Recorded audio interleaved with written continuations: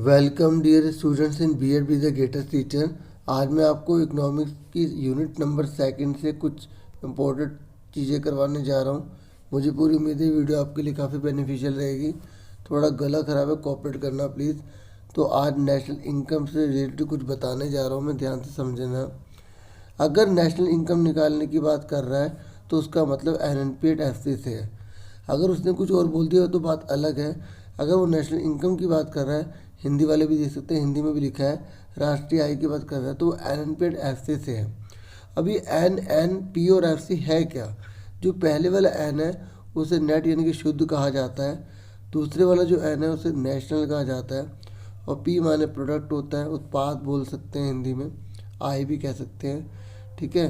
और FC जो है ना वो फैक्टर कॉस्ट है, यानी कि साधन लागत है, ठीक है। अब आपको पता है 4 प्रकार के फैक्टर होते हैं: land, labour, capital, entrepreneur. Land, labour, capital और एंटरप्रेन्योर।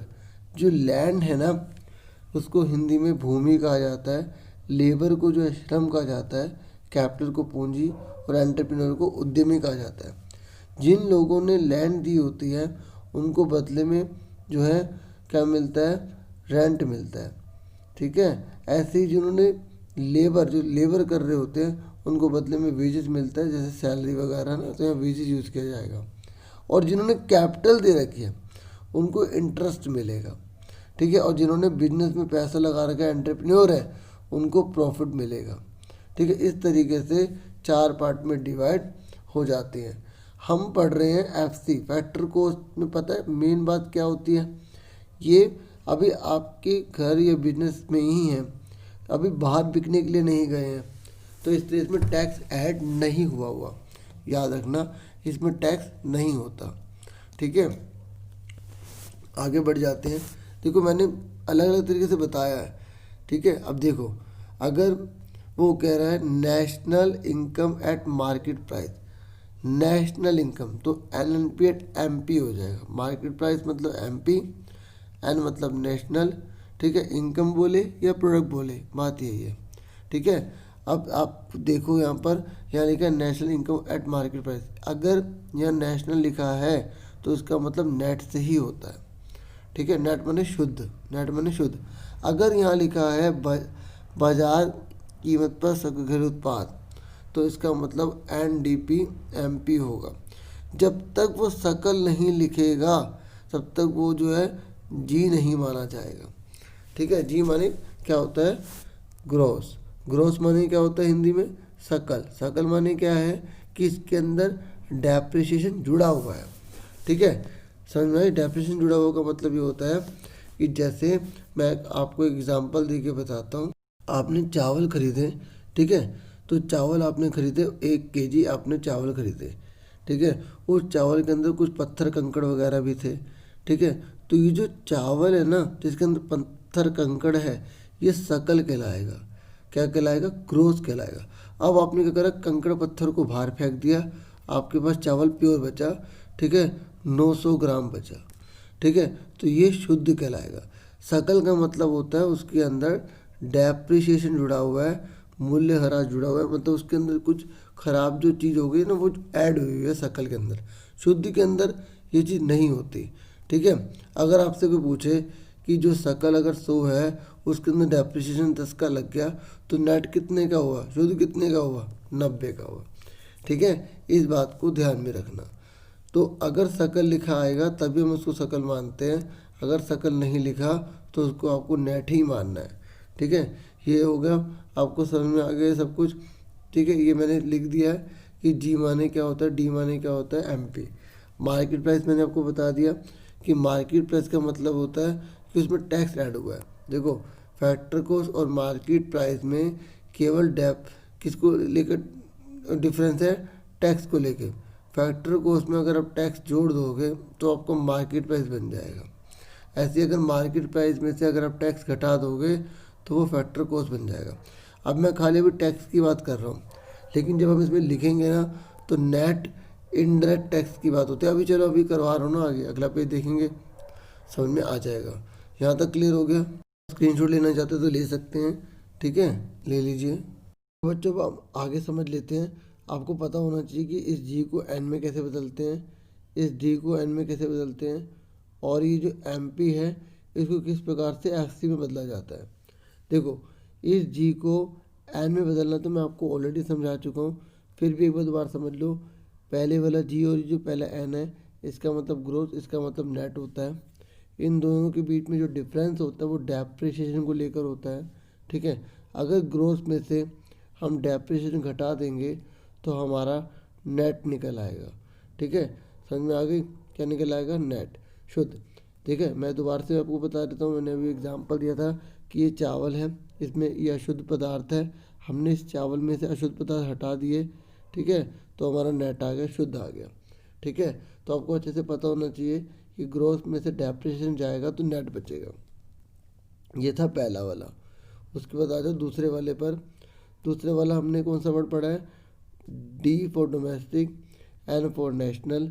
डोमेस्टिक का मतलब होता है हमारी कंट्री के अंदर ही, हमारी कंट्री की जो बाउंड्री है उसके अंदर हमने कितना प्रोडक्शन करा, कितनी इनकम गेट करी है।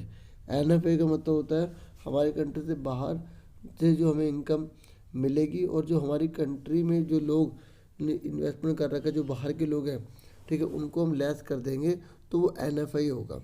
अगर मैं सिंपल भाषा में बोलूँ ना तो एन एफ आई का मतलब होता है net foreign income from abroad.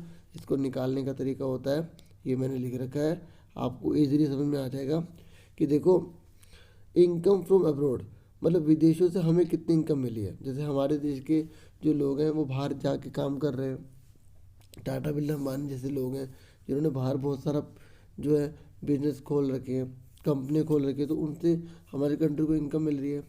N R आई है जिससे हमारे देश को इनकम मिल रही है ना। तो ये इनकम फ्रॉम अब्रोड हो गई। और इनकम टू अब्रोड का मतलब है अब हमारे देश से भी तो विदेशों को पैसा जा रहा है, तो इसको जब हम घटा देंगे तो हमारा एन एफ आई आएगा। इंडिया का जो एन एफ आई आ रहा है ना वो नेगेटिव में आ रहा है। इसका मतलब ये होगी जैसे हमारा घरेलू जो है ना, अगर वो 100 है तो एन एफ आई हमारा 10 है, हम जोड़ रहे हैं फिर भी घटेगा क्योंकि माइनस का है, तो 90 आ जाएगा। ठीक है, अब कई बच्चों के मन में सवाल उठ सकता है कि भाई 90 आ रहा है तो हमें सिर्फ डोमेस्टिक करना चाहिए। देखो, डोमेस्टिक आज के टाइम पे पॉसिबल नहीं है। आज हमारे पूरा विश्व एक दूसरे से जुड़ा हुआ है, तो हमें कुछ चीज़ें विदेशों से चाहिए और कुछ विदेशों को हमसे चाहिए। जैसे पेट्रोलियम हमको चाहिए होता है। ठीक है, इसलिए हमें इस प्रकार अपनी स्ट्रैटेजी को लाना होगा कि धीरे धीरे हमारा एक्सपोर्ट बढ़ता चला जाए। ठीक है, हमारी इनकम अगर जब ज़्यादा होने लग जाएगी, ये कम होगा तो अपने प्लस में आएगा। ठीक है, और आप जैसे जो बच्चे अच्छे से पढ़ेंगे, ठीक है, इस देश के लिए काफ़ी कुछ करेंगे, है ना, टीचर बनेंगे और भी जो भी आप बनोगे, ठीक है, आपकी फ्यूचर बहुत अच्छा होगा तो देश भी अच्छा होगा। ठीक है, तो इस तरीके से आपको ये क्लियर हो गया कि डोमेस्टिक को नेशनल में कैसे बदला जाता है। ठीक है, अब हम आगे बढ़ देते हैं। मैंने आपको ऑलरेडी बता दिया था ना, ये जो ग्रोथ है इसे नेट में कैसे बदलना है। ठीक है, दूसरा हो गया डोमेस्टिक को नेशनल में। अब मैं आपको बता रहा हूँ जो है एमपी को कैसे बदलना है। देखो, एमपी माने मार्केट प्राइस, एफसी मतलब फैक्टर कॉस्ट। इन दोनों में जो डिफरेंस होता है वो एनआईटी का होता है, नेट इनडायरेक्ट टैक्स का होता है। अब नेट इनडायरेक्ट टैक्स कैसे निकाला जाता है?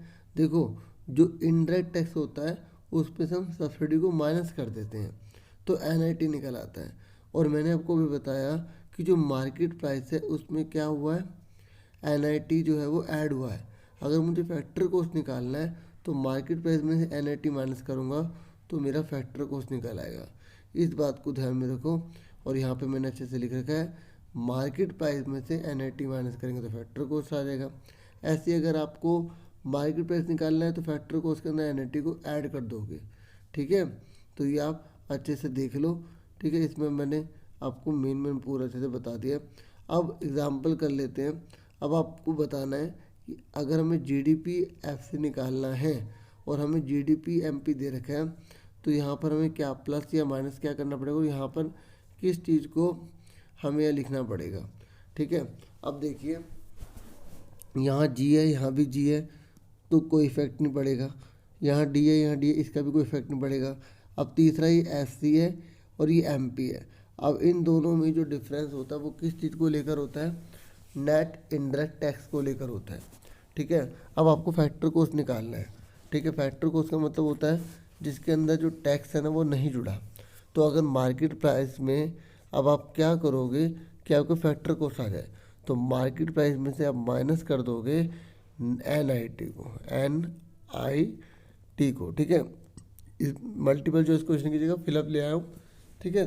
बाकी आपको टिक तो कर ही लोगे, है ना, कंसेप्ट समझ लो इस तरीके से, ठीक है। यहाँ तक क्लियर हो गया। अब अगला बताइए कि यहाँ पे GDP MP दे रखा है, ठीक है, और यहाँ GDP FC लिखा हुआ है। अब आप देखिए G यहाँ पे भी सेम है, D यहाँ पर भी सेम है और P भी सेम है। यहाँ पर MP है और यहाँ पे FC है। अब आपको मार्केट प्राइस लाना है, ठीक है। तो मार्केट प्राइस लाना तो FC जो फैक्टर कॉस्ट, उसमें क्या है टैक्स नहीं ऐड होता, तो यहाँ ऐड कर देंगे NIT को, ठीक है। अगर ये चीज़ समझ में आ गई कि कहाँ क्या ऐड करना है कहाँ क्या लेस करना है तो दिक्कत नहीं आएगी, ठीक है। समझ में आ गया आपको। यहाँ पर NIT को आपको क्या करना है प्लस कर देना है, तो हमारी जो फैक्टर कॉस्ट है ये MP में बदल जाएगी। आओ और एग्जांपल देख लेते हैं, ठीक है।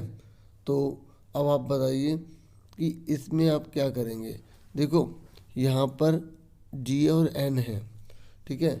आपको इसको देखना है और आपको ये लाना है, इस बात को ध्यान रखो।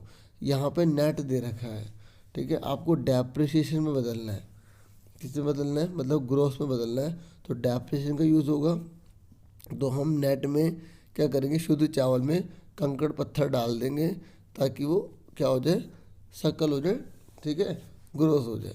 अब इसमें बताइए, अब इसमें देखो N और G का ही डिफरेंस है। अब हमें नेट निकालना है और यहाँ ग्रोस दे रखा है, तो यहाँ माइनस कर देंगे डेप्रिसिएशन को, ठीक है। अब इसमें देखिए N और N सेम है, FC सेम है और N और D में डिफरेंट है, ठीक है। अब बताइए आप क्या करेंगे, हमें नेशनल निकालना है या डोमेस्टिक दे रखा है, तो डोमेस्टिक में NFIA को जोड़ देंगे, NFIA को ऐड कर देंगे, तो इस तरीके से हमारा ये आ जाएगा, है ना।